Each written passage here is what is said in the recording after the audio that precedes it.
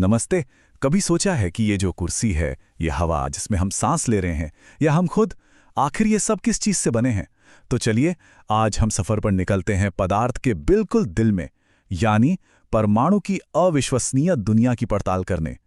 ये एक ऐसी खोज है जिसने सचमुच हमारी दुनिया को हमेशा के लिए बदल दिया।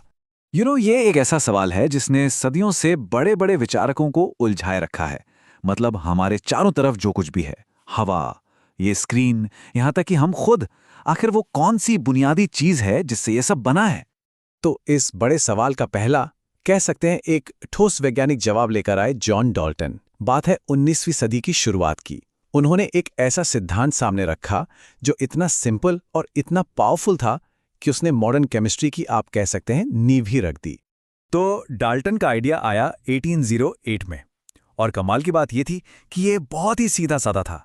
उन्होंने कहा कि भाई, हर चीज, हर पदार्थ परमाणु नाम के छोटे छोटे ठोस कणों से बना है, और ये कण अविभाज्य हैं। मतलब इन्हें और तोड़ा नहीं जा सकता। ये आखिरी टुकड़ा है। जैसे मान लीजिए सोना है तो उसके सारे परमाणु बिल्कुल एक जैसे होंगे, और लोहा है तो उसके परमाणु सोने वालों से अलग होंगे। कितना सिंपल है ना? लेकिन उस जमाने के लिए ये एक क्रांतिकारी सोच थी। लेकिन साइंस में कहानी कभी इतनी सीधी नहीं होती है ना। डाल्टन का वो जो आइडिया था कि परमाणु को तोड़ा नहीं जा सकता, वो गलत साबित हुआ। असलियत तो ये थी कि परमाणु के अंदर भी एक पूरी दुनिया बसी हुई थी, और भी छोटे कण थे, और बस यहीं से असली एडवेंचर शुरू होता है। तो समझिए, डाल्टन ने एक दरवाजा तो खोल दिया था, लेकिन अब साइंटिस्ट के मन में एक नया कीड़ा कुलबुला रहा था। क्या एटम सच में आखिरी मंजिल है? क्या इसके अंदर कुछ नहीं है? इसी जिज्ञासा ने उन्हें परमाणु के अंदर झांकने पर मजबूर कर दिया, और जो ने मिला, ओह, उसने सब कुछ बदल कर रख दिया। तो पता चला कि अरे, परमाणु अकेला नहीं है। इसके अंदर असल में 3 और भी छोटे पार्टिकल्स हैं।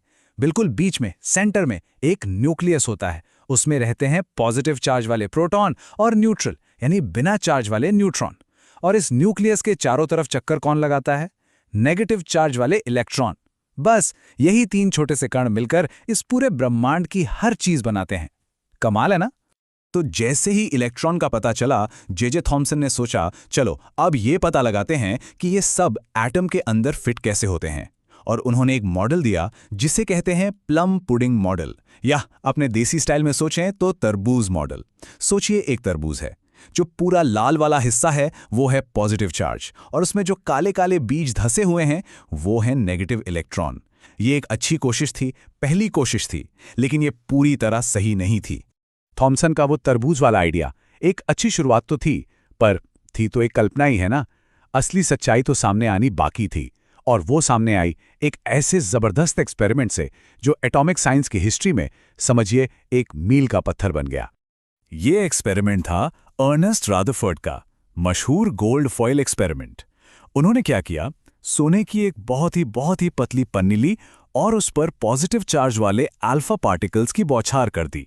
मतलब समझिए, छोटी छोटी गोलियां फायर की।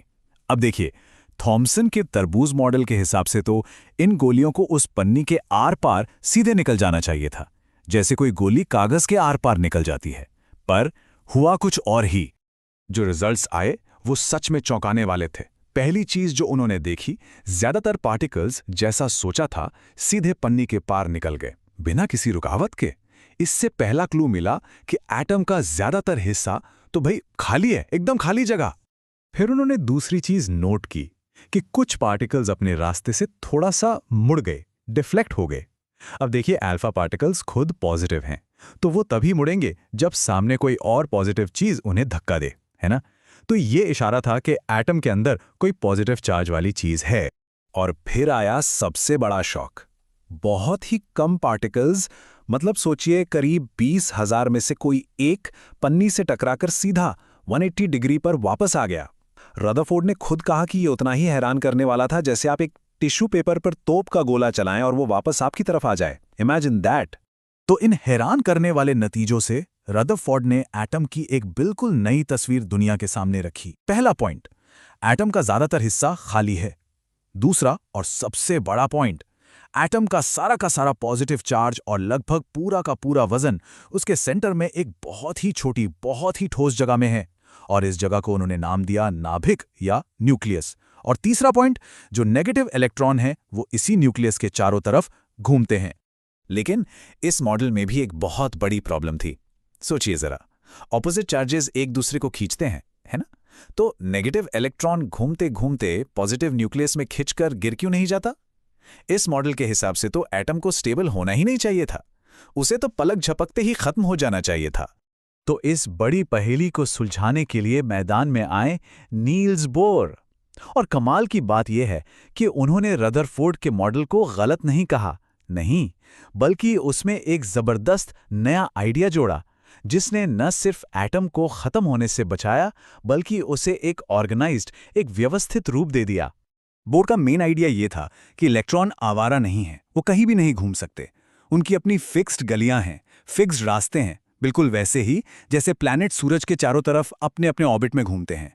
इन फिक्स्ड ऑर्बिट्स को या शेल्स को KLMN जैसे नाम दिए गए। और सबसे जरूरी बात, जब तक कोई इलेक्ट्रॉन अपने ऑर्बिट में है उसकी एनर्जी लॉस नहीं होती। यही नहीं, बोर ने यह भी बताया कि हर ऑर्बिट की अपनी एक कैपेसिटी है, मतलब हर गली में कितने इलेक्ट्रॉन रह सकते हैं ये फिक्स है। जो सबसे अंदर वाली गली है यानी K शेल, उसमें बस 2 इलेक्ट्रॉन रह सकते हैं।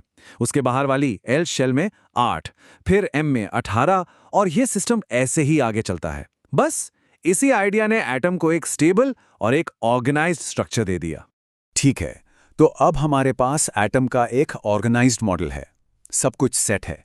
लेकिन अब सवाल यह है कि एक कार्बन का एटम एक सोने के एटम से अलग क्यों होता है? क्या चीज़ उन्हें अलग बनाती है? इसका जवाब कुछ खास नंबर्स में छुपा है। ये नंबर्स हर एटम के लिए उसके अपने आधार कार्ड या पहचान पत्र की तरह हैं। इनमें सबसे जरूरी नंबर है एटॉमिक नंबर, जिसे हम Z से दिखाते हैं। ये कुछ नहीं, बस न्यूक्लियस के अंदर कितने प्रोटॉन हैं उनकी गिनती है, और यही नंबर किसी भी एलिमेंट की पहचान है। मतलब अगर 6 प्रोटॉन है तो वो हमेशा कार्बन ही होगा, अगर 8 प्रोटॉन है तो वो हमेशा ऑक्सीजन ही होगा, नो एक्सेप्शंस। दूसरा जरूरी नंबर है मास नंबर, जिसे A से दिखाते हैं। ये भी बहुत सिंपल है। ये न्यूक्लियस के अंदर प्रोटॉन और न्यूट्रॉन की टोटल गिनती है। इससे हमें एटम के टोटल वजन का, मास का एक आइडिया मिल जाता है।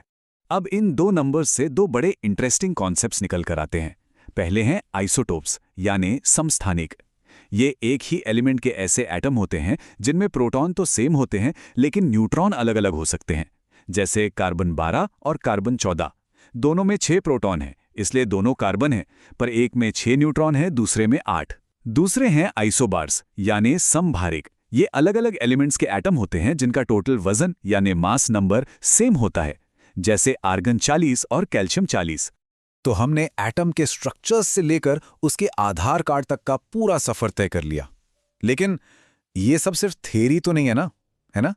असली सवाल तो ये है कि इस सारी जानकारी का हमारी रियल लाइफ में, असली दुनिया में क्या काम है? Why does it matter? इसका महत्व बहुत ज्यादा है और इसके एप्लीकेशंस हमारी दुनिया को चला रहे हैं।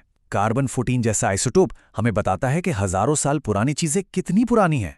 यूरेनियम के आइसोटोप्स न्यूक्लियर एनर्जी पैदा करते हैं, और कोबाल्ट 60 जैसे आइसोटोप्स कैंसर के इलाज में लोगों की जान बचाने के काम आते हैं। मतलब एटम की इस छोटी सी दुनिया को समझने से सचमुच हमारी बड़ी दुनिया बदल गई है। तो वापस आते हैं हमारे पहले सवाल पर कि ये सब कुछ आखिर बना किससे है? जवाब है परमाणु। अगली बार जब अपने आसपास किसी भी चीज को देखें तो याद रखिएगा कि उसके बिल्कुल सेंटर में, उसके दिल में यही कमाल की छोटी सी दुनिया बसी है। और जाने से पहले एक आखिरी हैरान कर देने वाली बात, हमारे शरीर का हर एक एटम कभी ना कभी किसी बहुत दूर के तारे के अंदर बना था। इस सफर में जुड़ने के लिए बहुत बहुत शुक्रिया।